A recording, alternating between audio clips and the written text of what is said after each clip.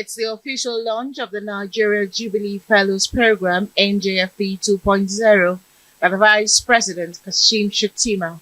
The fellowship is designed to tackle youth unemployment through fully paid 12-month fellowships in both public and private sector organizations. The task before us is both serious and inspiring. The young Nigerians we seek to serve are not asking for handouts, only for a peer system that recognizes effort, rewards merit, and provides opportunity. They are ready to build if we are ready to back them. With the scheme funded by the European Union's initial €44 million, the Vice President says an investment in the scheme to the tune of $220 million by the private sector would help take more youths out of unemployment. I call on our partners from the private sector, the development community, and the donor ecosystem to join us in building the NJFP basket fund, a sustainable financing mechanism to secure the program's future. Public and private sector, in all the international donors would come on board. And so this call from His Excellency the Vice President is very timely. This is a Nigerian agenda and that we are just supporting. Beyond placing university graduates and matching them with the private sector, the public sector, it is really about building a national workforce for the future. From one panel to another, experts share the expectations of the fellowship program as a launchpad to building a national workforce and to bridge the divide between classroom knowledge and employability skills. We should all be challenged by the fact that the EU is the one that has provided the seed funding. And they provide a reasonable amount of money, starting with €44 million. That is a challenge to other development partners that are domestic. It's also a challenge to corporate Nigeria. The numbers that they have here, we're talking about 14,000 people from the start till now. That's a significant number of young people who've been placed in employment in corporates in Nigeria, or have been placed in some SME, or some of them have been able to get self-employment that's enhance or take advantage of the skills that they learn on the program.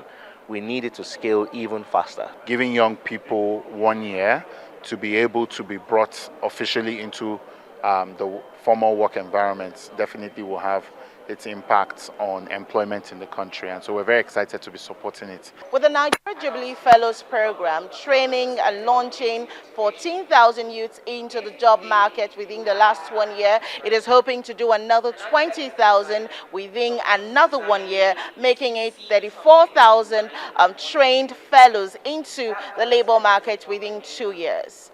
From the State House, Mary Chinda, Arise News. Well, joining us now on the news to highlight the program's impact, lessons learned, and what to expect from the project as it enters its next phase is the European Union Ambassador to Nigeria and ECOWAS, Ambassador Gautier Mignot. Thank you so much for being here. Thanks to you for the kind invitation. You know, I think it was the UNDP representative at the event today that said the EU is such a generous donor to this program.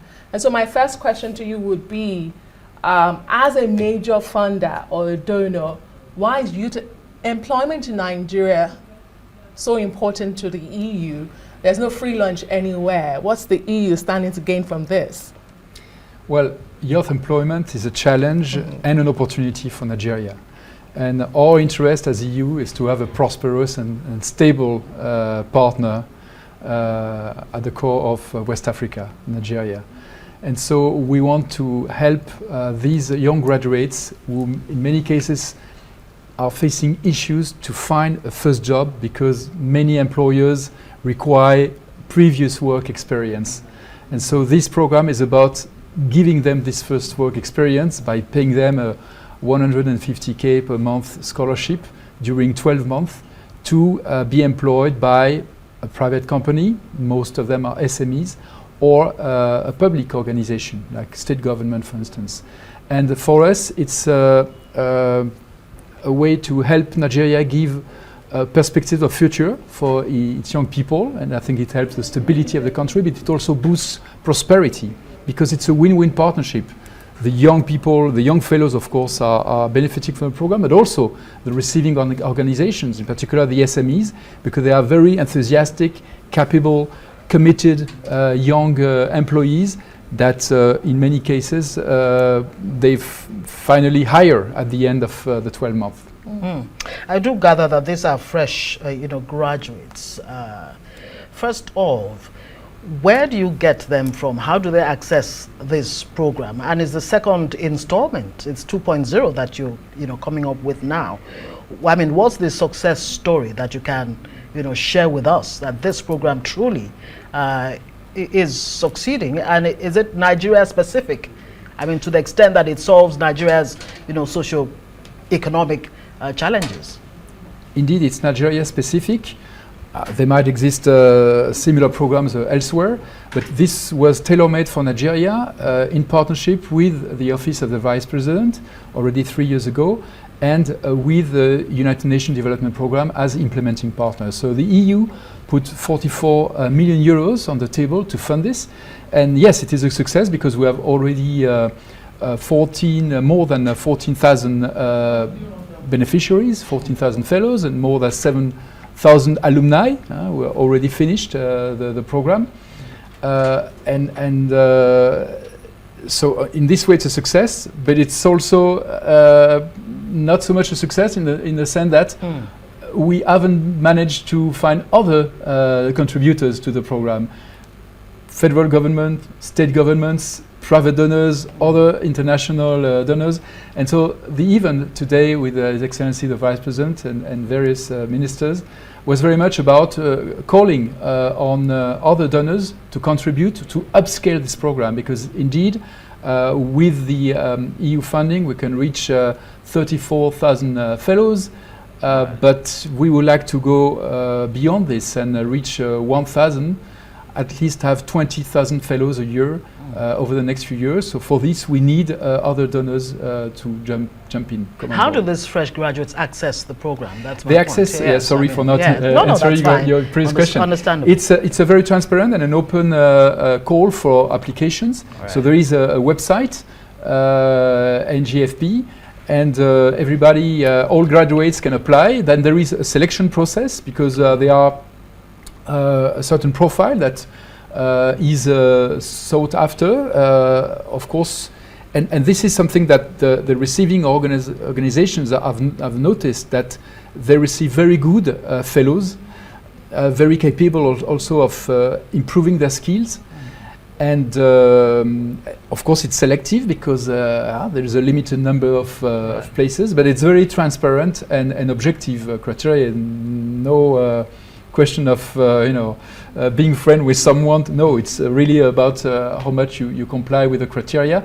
And now we want in this 2.0 version also improve even more the process, in particular a smarter matching process, and also more opportunities at the end for young fellows to launch into entrepreneurship, for instance, not always be employees.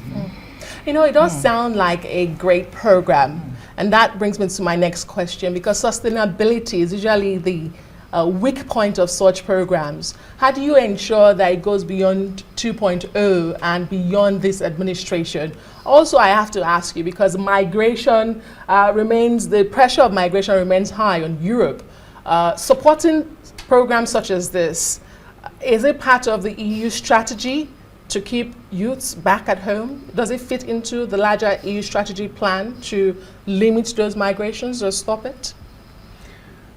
Yes, in a certain way, to a certain extent, but in fact, if you look at figures, we are not reaching a huge percentage of the youth population in Nigeria either. So it's more about giving opportunities to young people who can make a change in Nigeria. I don't think it will impact very much migration figures to Europe.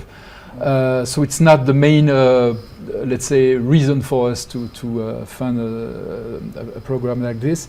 But it's true that my call today was about getting some more contributions to this program to ensure sustainability, because of course it's a functioning scheme, and now it has to be completely owned by Nigeria. I think that the event today showed that there is a huge buy-in from the part of the federal government, and this is very good, and also a huge buy-in from the part of fellows themselves, and also receiving organizations. We had the CEO of Sterling Bank, for instance, speaking very highly of the fellows that they've had in his company.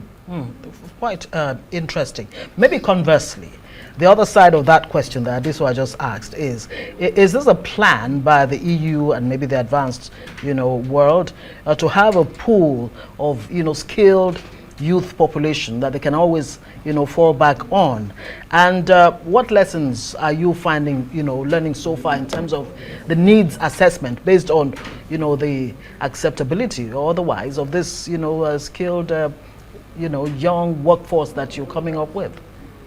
Well, there's no program of then exporting them, having them moving to Europe at the end of the program. No, it's really rather to help them integrate into the Nigerian labor market. Now, most probably some of them, building on their experience, might have opportunities abroad in Europe or in North America or in other African countries or in Asia, but it's not really the focus of the program. It's really again, it's a win-win partnership. It's also to help receiving organizations, in particular SMEs, to have a skilled and young workforce that will help these companies also develop. Great. Thank you so much. Ambassador Gauthier Mignot is the EU ambassador to Nigeria and ECOWAS. Thank you very much for joining us on Newsnight.